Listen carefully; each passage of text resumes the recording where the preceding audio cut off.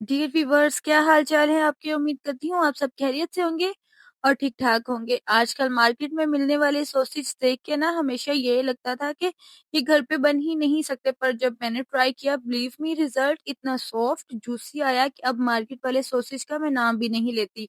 आज मैं आपको स्टेप बाय स्टेप दिखाने वाली हूँ कि घर पे हम कैसे सिंपल इंग्रेडिएंट से, बिना किसी फैंसी मशीन के, हम परफेक्ट चिकन सॉसेज बना सकते हैं।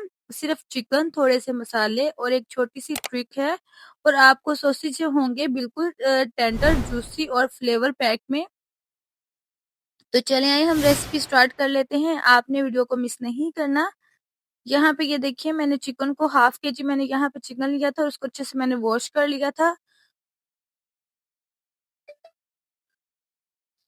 इस तरीके से हम इसको अपने फूड प्रोसेसर में ऐड कर देंगे।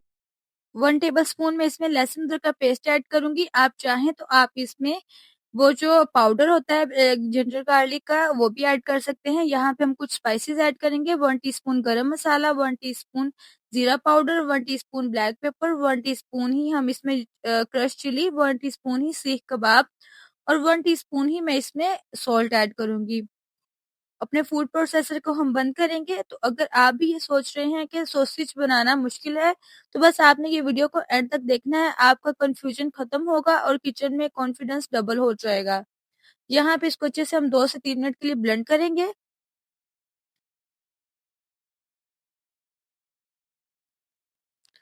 यहाँ पे 1 टेबलस्पून में इसमें कॉर्नफ्लोर, कॉर्नस्टार्च यानी कॉर्न सूप वाला ऐड करूंगी और दोबारा से इसको बंद करेंगे और एक दफा दोबारा इसको मशीन को चलाएंगे। ये देखिए, बस 1 मिनट के लिए हम इसको चलाएंगे। ये देखिए, माशाल्लाह से बहुत अच्छा सा हमारा निकल चुका है। अभी हम इसको एक प्यारे से बाउल में निकाल लेंगे।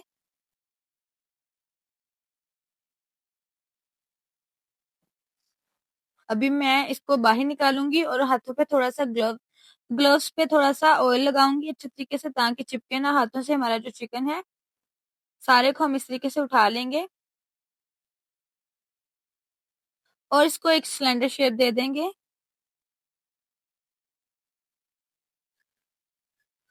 जैसे हमने रोल करना है सेम वैसे ही, बहुत इजी है। यहाँ पे मैंने कुछ दोबारा से मसाले लिए हैं। 1 टीस्पून मैंने भुना कुटा जीरा लिया है। 1 टीस्पून क्रश में ब्लैक पेपर ऐड करूंगी। 1 टीस्पून ही मैं इसमें सॉल्ट ऐड करूंगी और 1 टीस्पून ही मैं चिली फ्लेक्स इस पे ऐड करूंगी और अच्छे से हम इसको सारे अपने मसालों को दोबारा से फैला लेंगे इस तरीके से कि सारे हमारे चिकन को अच्छे से लग जाए दोबारा से, और इसका जो फ्लेवर है वो और भी अच्छा आएगा इस तरीके से। अभी हम अपने चिकन को पकड़ेंगे और दोबारा से इन सारे मसालों के ऊपर अच्छे तरीके से लगा देंगे। बहुत इजी और बहुत ही सिंपल है। मैंने यहाँ पे जो अपना वैक्स पेपर है, बटर वाला पेपर जो है, उसको मैंने डबल ही रखा हुआ है ताकि वो फटे ना। इस तरीके से हम चारों तरफ इसको अच्छे तरीके से सारे स्पाइसेस लगा देंगे। और सबसे बेस्ट पार्ट इसका ये है कि ये बिल्कुल फ्रेश होता है। चलो, आप इसको फ्रीजर भी कर सकते हैं, कभी कभार आप इसको ब्रेकफास्ट में या स्नैक्स के तौर पे भी यूज कर सकते हैं। लेकिन बाहर के जो हमारे सॉसेज होते हैं उनका हमें पता नहीं होता कि वो किस तरीके से होते हैं और किस तरीके से उनको बना के कितनी देर तक वो स्टोर करते हैं। तो इसीलिए आप इसको कोशिश करें कि आप इसको घर पे भी बनाएं। यहाँ पे इस तरीके से मैं ऐसे इसको फोल्ड करूंगी। ये देखिए, इस तरीके से रोल आप करते जाएंगे। टाइटली बिल्कुल आपने रखना है और रोल करते जाना है इस तरीके से, और साइड से हम इसको अच्छे से घुमा देंगे। इधर से हम इस तरीके से इसको अच्छे से घुमा देंगे। ये देखिए, और बहुत ही इंटरेस्टिंग भी लगता है इसको बनाना, बिल्कुल भी मुश्किल नहीं है। ये देखिए,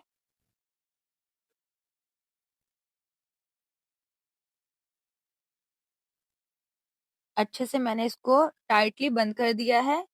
ये देखिए, यहाँ पे जो आपको स्पाइसेस अंदर नजर आ रहे हैं, जब ये स्टीम पे पकेगा तो और भी अच्छा इसका टेस्ट निकलेगा।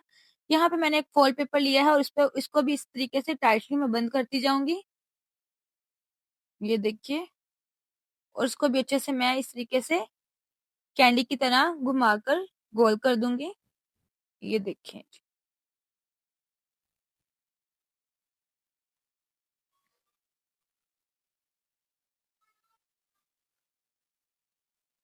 बहुत ईज़ी और बहुत ही सिंपल है। यहाँ पे ये देखिए मैंने पतीले में अपने जो है वो पानी गर्म होने के लिए रख दिया था।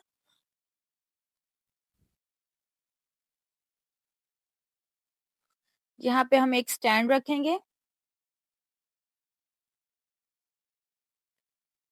और उसके ऊपर हम ये अपना जो चिकन है वो रख देंगे इस तरीके से। पानी हमारा अच्छे से गर्म हो चुका है। मैंने इसलिए पहले पानी गर्म होने के लिए रख दिया था ताकि जो हमारी स्टीम है वो अच्छे से अंदर डेवलप हो जाए। तो अभी हम इसको कवर करेंगे। ये देखिए यहाँ पे आप इस तरीके का कोई फॉल पेपर ले लें या कोई इस तरीके की कोई भी आपके पास चीज है, इसको आप इस तरीके से अगर आपका पॉट के ऊपर इस तरीके से कोई कैप के ऊपर है सुराख वगैरह तो आप इसको अच्छे से बंद कर दें ताकि हमारी जो स्टीम है वो अंदर ही डेवलप रहे, अच्छे तरीके से बाहर ना निकले।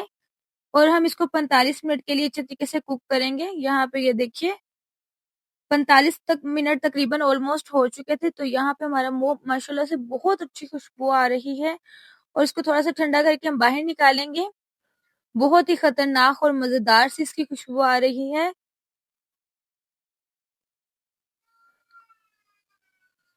तो चलो आप भी अपना अप्रोन पहनो और अपने किचन में जाएं और जल्दी से जाके इसको सुपर जूसी चिकन सॉसेज बनाकर तैयार करें। आपको ये यकीन जाने बहुत ज्यादा डिश पसंद आएगी।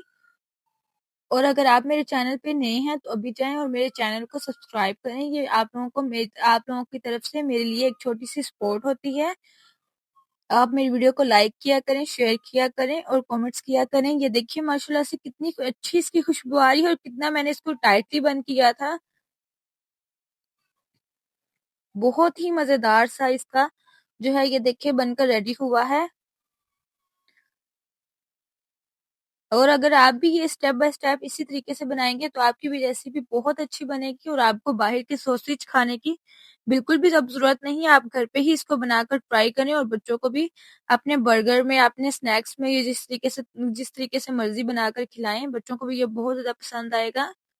ये देखिए माशाल्लाह से हमारे जो मसाले लगाए हुए थे उसकी भी खुशबू बहुत ज्यादा इसकी आ रही है अच्छी। और बहुत ही माशाल्लाह से ये कमाल की आउटस्टैंडिंग एक है डिश।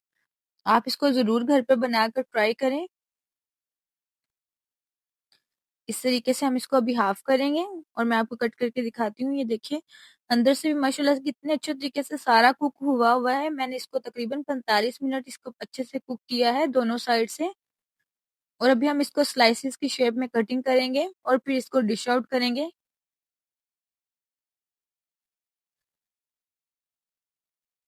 ना ज्यादा इंग्रेडिएंट्स हैं, ना ज्यादा टाइम लगता है, सिर्फ थोड़ा सा प्यार होता है और थोड़ी सी इसकी प्रेजेंटेशन होती है। और यकीन जाने ये इतना ही मजेदार सा हमारा जो सॉसेज है वो बनकर रेडी हो जाता है। और कटिंग करने में तो इसका एक अलग ही मजा है, बहुत सॉफ्टली और बहुत ही अच्छे से इसकी कटिंग होती है। आप इसको चाहें तो आप इसको ब्रेड क्रम्स लगाकर फ्राई करके खा सकते हैं। आप चाहें तो आप इसको बर्गर वगैरह में लगा के खा सकते हैं। और अगर आपको मेरी ये रेसिपी अच्छी लगी हो तो आपने मुझे कमेंट बॉक्स में लाजमी बताना है और एक दफा इसको बनाकर खुद भी जरूर ट्राई करें। ये देखिए माशाल्लाह से कितनी अच्छी हमारी डिश आउट हो चुका है।